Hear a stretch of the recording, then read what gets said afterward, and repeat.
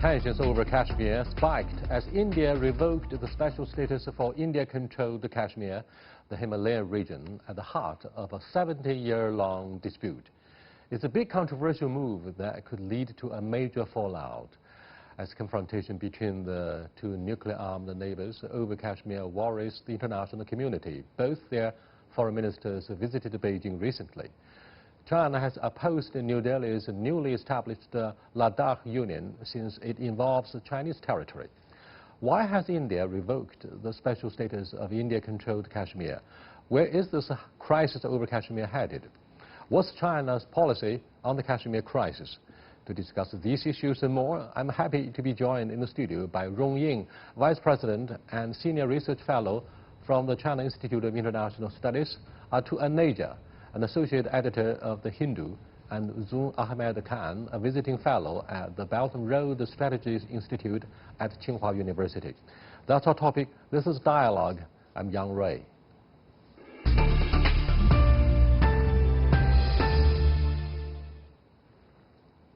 Welcome to Dialogue. Atul, why does ending India-controlled Kashmir special status matter so much to the BJP, the ruling party, which won the campaign by a large majority? Very impressive success. Yes, I think the reason for the urgency to revoke special status for Jammu and Kashmir is security more than anything else. I think it gets triggered by Imran Khan's, the Pakistani Prime Minister's visit to the United States, where President Trump publicly says that US is ready to mediate on the Kashmir issue. For the Indian side, it meant that there was a possible deal because Mr. Trump, for reasons of 2020 elections, wants a victory in Afghanistan. And for gaining anything in Afghanistan, Pakistan, because of its geography and history, is indispensable and perhaps the most important actor. In return, and this was what was presumed, and I suppose there is some hard evidence as well, that Mr. Trump agreed to intervene in Kashmir, which is of Pakistani interest. Now, for India, it evokes the memory of 1989. If there is some kind of understanding between the US and Pakistan on Kashmir, it would mean, and it could mean, that with the US looking away from Afghanistan in the next 18 months after the withdrawal of US troops, there would be an infiltration of militants from Afghanistan into Kashmir, and that would apply enormous military pressure on the Indian establishment. Apart from that, there would be this ideological glue, or let's say the political understanding between the US and Pakistan on Kashmir. So it would be a terrible security scenario in the next 18 months. And I think to preempt that, this step had to be taken of greater and tighter control over Jammu and Kashmir. So how does Pakistan react to the latest move by the Modi administration? You know, Mr. Roy, I think firstly I'll also respond to what Atul just said. I think the fact that Kashmir's status was changed, this is the status that was agreed to based on the United Nations Security Council. This is something that the international community has agreed on and consistently, categorically said that no country can unilaterally change this fact. So the fact that even if India was concerned about any such consequence similar to post-1989, changing Kashmir's status does not solve much. It was already the most militarized zone in India. Now it is even more militarized than before. It serves to aggravate regional peace and stability. And for Pakistan, Kashmir has always been an issue of the right of the Kashmiri people to self-determination. This is something that Pakistan has always pushed for. We never said that Kashmir will become, I mean, the way the BJP had won the election also on the mandate to take Kashmir. Just even by, I mean, I would say this is by force. Excuse me, the issue of Jammu and Kashmir remains an explosive one for whatever follow the process there. But Rong Ying, so long as I'm concerned, Americans and Pakistanis met in Lahore to discuss the future of Afghanistan in terms of how to phase out the American military presence from this war-torn country of Afghanistan step by step. Is this the background that Atul somehow spoke of for the current memorandum or understanding between Washington and Islamabad, so that Prime Minister Modi has good reasons to be worried, and therefore he acted preemptively to terminate the possibility that the infiltration of militants, quote-unquote, from Afghanistan might make the situation in Kashmir very dangerous for New Delhi? Well, I think there are many speculations and about the rationales or reasons for doing that.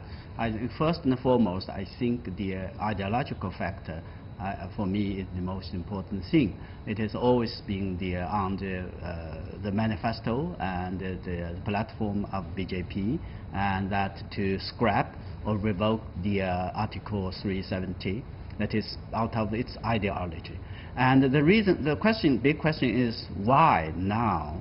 And this is something I think debatable. The timing is very important. The timing, yes. Why now? And we can talk about, in the first term, 2014 to 2019, the first term of Modi administration, if I can say. But why now? And our Indian colleagues talked about the geopolitical factor, the possible sort of peace process or reconciliation of in Afghanistan, and the implications for the security or stability for India.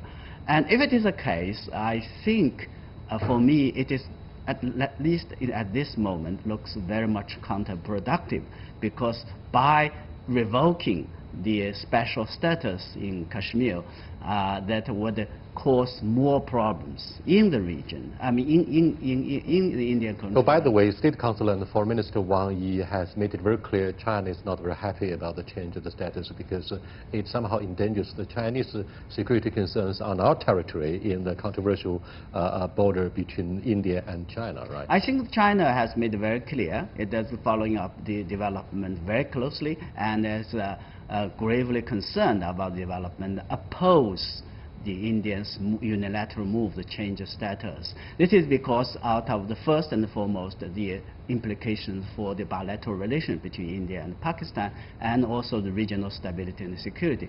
And secondly, which is equally important, it poses a challenge to China's sovereignty. And of course, China made very clear that it has no effect at all, and it would not change the fact that China has actual control, and China has exercised the sovereignty over the relevant regions, and it hoped that India would not do anything that complicate the relationship. We all read the official statement by the Chinese Foreign Ministry, but Atul, my understanding is clear that Indians have always been opposed to any intervention from outside. You prefer to have a bilateral talk with Islamabad over the sensitive issue of Kashmir, Jammu and Kashmir. Yes. But why did the two foreign ministers from your country and Pakistan come to China in quick succession? Does that mean you really pin hopes on the role China could play? At the same time, China has its own stakes in Kashmir somehow. I'll respond to you, but quickly I have to respond to what Zoon had said about the United Nations. Mm-hmm. Well, the United Nations role in Jammu and Kashmir was never mutually agreed between Pakistan, India, as well as the United Nations. In fact, the late Kofi Annan in 2001 had made a statement during his New Delhi visit, the irrelevance of the UN resolutions, and in fact that can at best be a referential for the two countries. Now, the document which was signed by India and Pakistan, which was ratified both the parliaments, is the 1972 Shimla Accord. Mm. So that's our reference point. Gets superseded by what happened or disagreement on the UN. So that means what you mentioned now, that the issue of Jammu and Kashmir has to be resolved bilaterally by India and Pakistan, and that is the template for India and Pakistan in legal terms, if you ask me.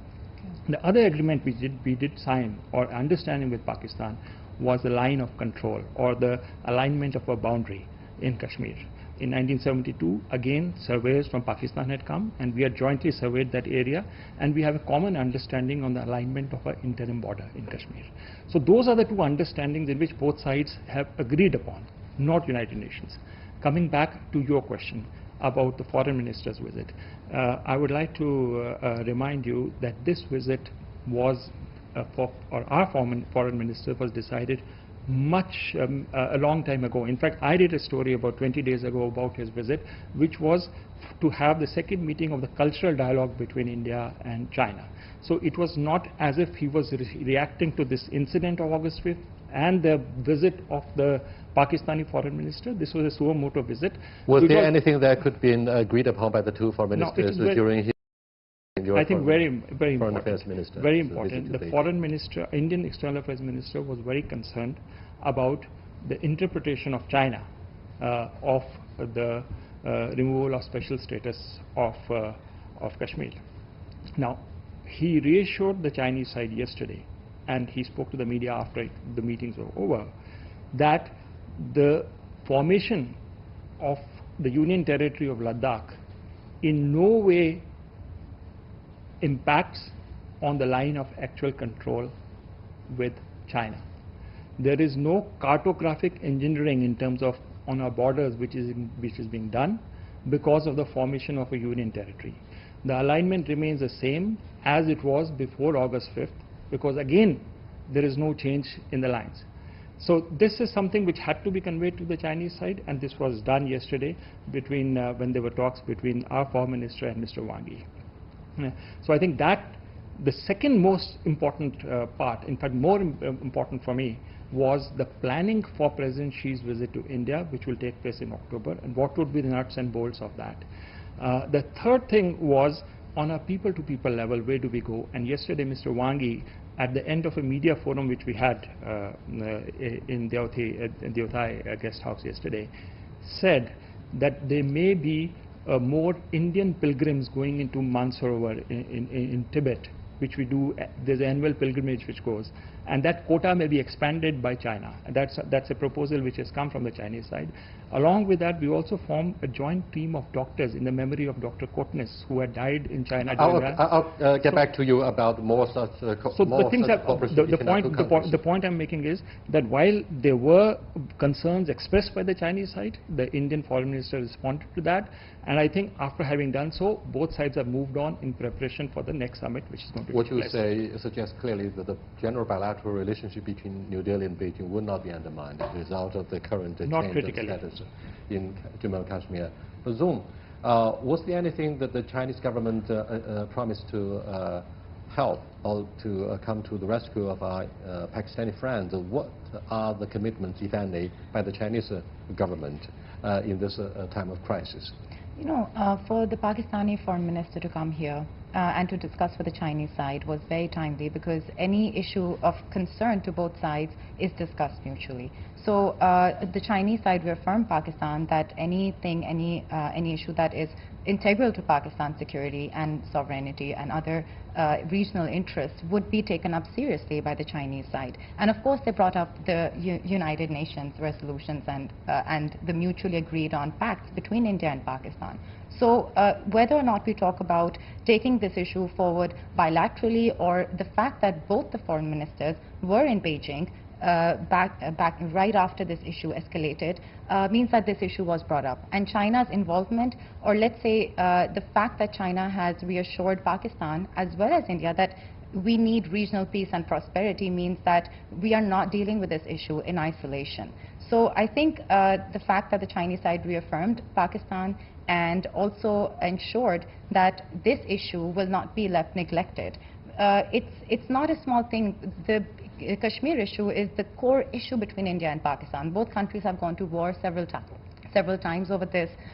Even if we just talk about the Simla Agreement, well, it was an abrogation of the Simla Accord. And in that sense, if Pakistan is to take this issue up with India bilaterally, then the fact that India went back on this commitment is also not reassuring for Pakistan. So I think we need to take this issue seriously, and to belittle it doesn't solve anything.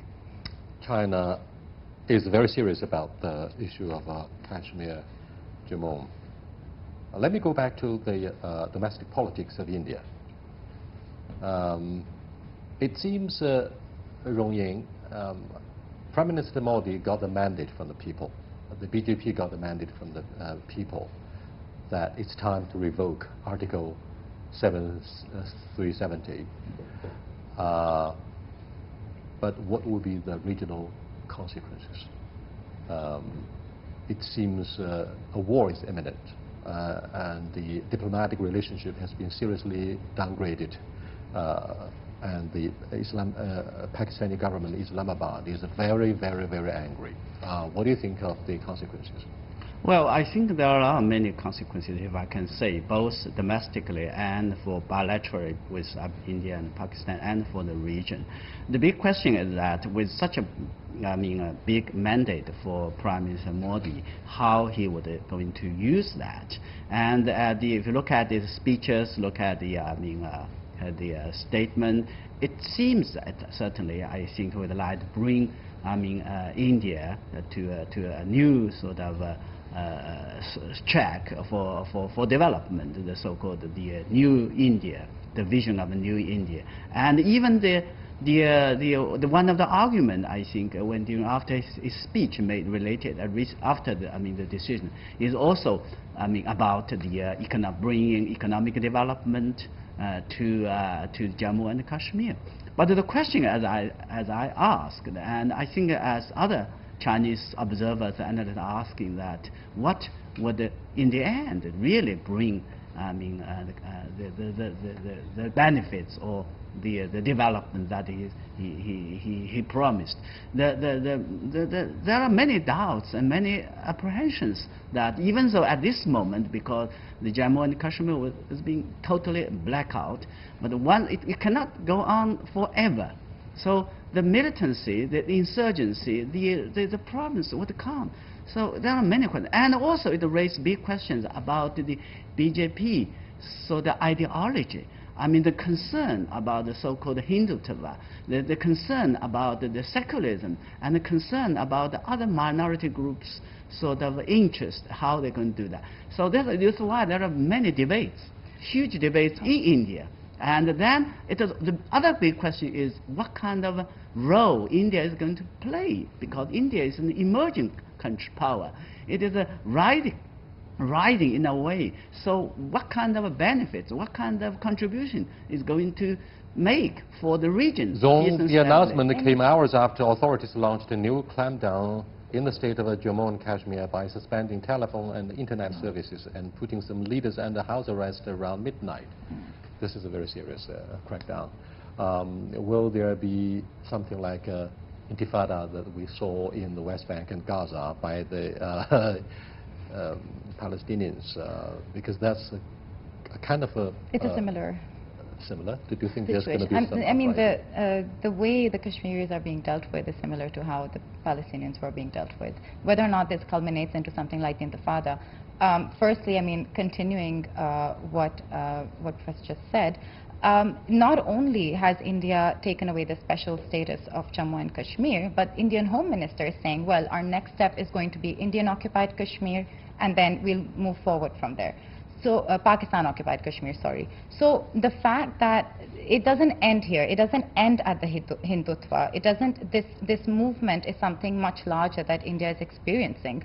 What happens when we move forward? The Kashmiris really feel sidelined. They feel their basic rights have been stripped away. A lot of Indian media are talking about this. Within India, it seems as if the Muslims and Hindus have been split and polarized. It's an issue that's much bigger than Pakistan's concerns as well. So I think we need to look at the implications, even within India, of this movement, stripping this article of the constitution. And not to mention, it's unconstitutional for India as well.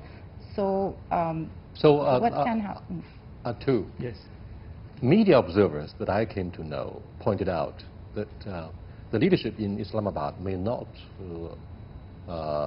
have a direct confrontation militarily with the Indians. They are not ready to have this showdown at this moment. But where are you guys headed?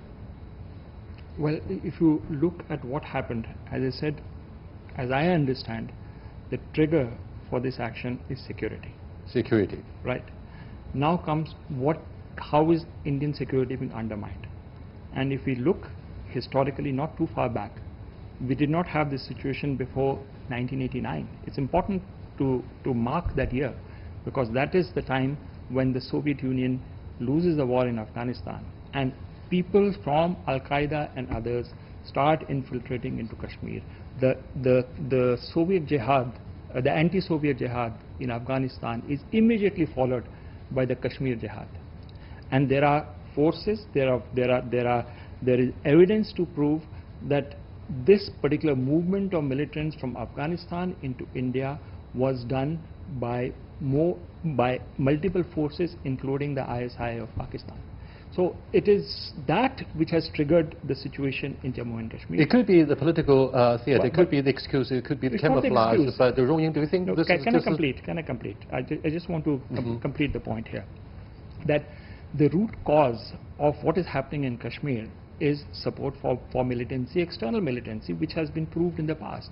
Now, the moment that stops, I think India would be obliged to go ahead along the Shimla Accord agreement which we had, to start a bilateral dialogue with that. But unless the infrastructure for terrorism is dismantled in Pakistan through militant organization like Jaish-e-Mohammed proscribed by the United Nations, I do not see how we will return to the dialogue track. So I think it's very, very important that while we talk about and discuss what's happened in Kashmir on August 5th, we do focus on the terrorism element and the terrorist infrastructure inside Pakistan. What our government doesn't like is always labeled as a terrorism. Now, having said this, Rong Yin, Atul and Zong, India and Pakistan were both recruited 1 year or so ago by the Shanghai Cooperation Organization, which is a platform for fighting three evil forces in Central Asia, in particular extremism, terrorism, and separationism. That means India could take advantage of this platform and the slogan as such in citing terrorism as an excuse for sending in troops into Jammu and Kashmir. There could be different interpretations by China, Pakistan, and of course policymakers in New Delhi. What are your thoughts on the reasons that New Delhi put forward in revoking Article 370? Well, before I answer the question, I'll go back to the argument of security again. I think talking about the security in Jammu and Kashmir and the insurgency, I would like to refer to a development that is in 1989, the late 1990s, where that was the beginning, of the insurgency in India control. With the end of Soviet occupation and well, related, but not in such a way. It's largely, I think believe it is because of the poor management, governance, because of dissatisfaction, because of the Indian government want to manipulate the local politics in Jammu and Kashmir, given the reason, given the rise of the insurgency. That was exactly the reason. The root causes for the problem of the security in Jammu and Kashmir. Now, if India want to deal with the security problems in Jammu and Kashmir, and by taking it's exactly doing the same thing and making the same problems, so I don't buy the argument for security. I beg to disagree with my Indian colleagues. Disagree to disagree. Yeah, right. And talking about the SCO, the role of SCO, it is exactly, I think, the concern like China would like to voice, because when India and Pakistan, actually before India and Pakistan joined the SCO, there were a lot of concern and apprehensions, and whether it would be plus or minus, because we know that India and Pakistan have problems. India and Pakistan has, particularly on the Jammu country, are they, by joining the SCO, are they going to bring their problems, or they are going to subscribe to the spirit of SCO, which is between member countries of the SCO had to work out their differences by following that. So this raises a big question of SCO, and that is certainly, I think, let's see, I think India and Pakistan, particularly I think our India colleagues, see if we can help to consolidate, to uphold the SCO spirit, to find a way to address this issue. Though there have been raging debates as to the definition of terrorism. Now, terrorism could be used as an excuse by even President Trump in the trade war with not only China, but its business partners and even allies. So Canadian Prime Minister felt that the Canadians have been humiliated by the use of national security. Yeah. Having said this, Madam Zong, what is called the militants from the other side of the line of control was often described by Indian media as terrorists, but sometimes you call them freedom fighters. Now, here are the disputes in our understanding about the nature of such disputes across the line of control. What do you make of his concerns about the security and the rise of Islamic extremism following the end of the Soviet occupation in Afghanistan at the end of the Cold War? You know, echoing what my Chinese colleague just mentioned, it can be convenient sometimes, you know, for the central government or anyone to label a legitimate movement or maybe something that is a consequence of bad management or bad governance as terrorism. And when you call someone a terrorist, you basically dehumanize them. And whatever measures you need to take against that group of people can be justified. And this is something that the Indian government has categorically been doing to the Kashmiri people. I believe that the Kashmiri cause, the fact that the Kashmiris are asking for their basic rights, they're asking for a legitimate right to self-determination, but not only that, they're asking for easing up of the NASPA, for example, which is what the Congress mandate was when they were campaigning for the election. So you see two sides within India as well, and you see that this is a major conflict within many nations, that how to deal with such elements. Should we accept that we are unable to address systemic and structural issues in governance, or should we label them as terrorists? So I think the fact that Pakistan and India are both members of the Shanghai Cooperation Organization help us understand that we can sit on the same table and at least define these terms. We can sit and define that whatever terrorism, extremism or separatism is, it threatens us both equally, and something like Jammu and Kashmir can be dealt with in a better way through mutual agreement, through bilateral negotiation and discussion, which is something that India has refused to do. Our State Councillor and the Foreign Minister Wang Yi described the policy moves by Prime Minister Modi as unilateral maneuvers, but he fell short of using provocative unilateral moves. Having said this, Pakistani Prime Minister Khan described the unilateral move by the Modi administration as Nazi. That's a very strong wording. And he called for the international community not to adopt a appeasement policy. How does India react to the strong wording by Islamabad? Oh, I think the strong wording is very deliberate to internationalize the situation. When you use things like Nazi, when you use it, it gives you the imagination of concentration camps which were there for the Jews during World War II. When you use the word that regional stability is at stake, basically you're saying that a nuclear conflict can take place.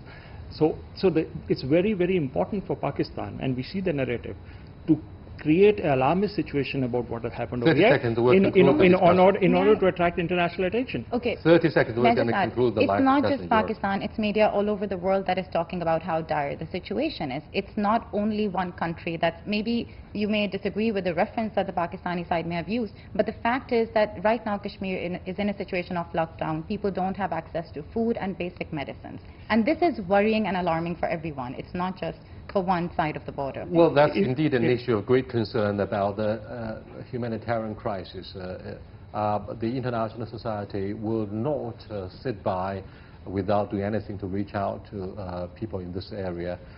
This is obviously a very hot debate between the Indians and Pakistanis, and also the Chinese government is also seriously concerned with the escalation of tensions in Jammu and Kashmir. We're going to do a follow-up discussion later on. Thanks for being with us. Until next time, goodbye.